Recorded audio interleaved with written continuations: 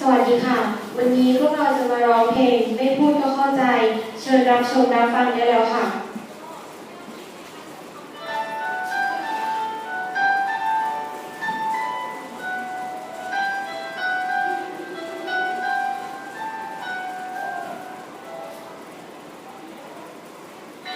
ทุกเช้าที่ตื่นมาฟังเพลงเดิมซ้ำไปมาเพลงที่แต่งจะไม่จบสักทีเธอมาช่วยนำคำร้องลงไปในทุ่งทำนอง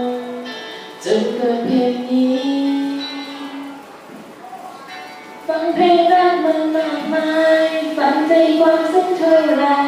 ไม่รู้สึกเหมือนได้อยู่ใกล้เธอรักที่เหมือนไกลสุดไกลก็แค่เอื้อมมือไปได้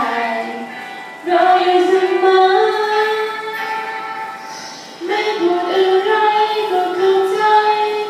ทุกคำไม่เคยต้องถามก็ต้องมาที่ตรงใจ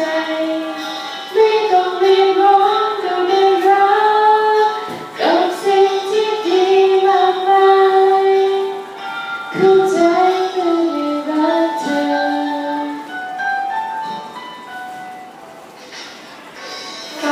ฉันที่มืดมน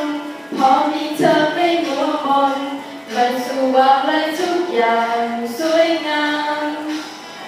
เธอมาเป็นความสดใสเธอมาไล่เมฆก้อนใหญ่ไปจากใจฉันรักที่ฉันมองตามหา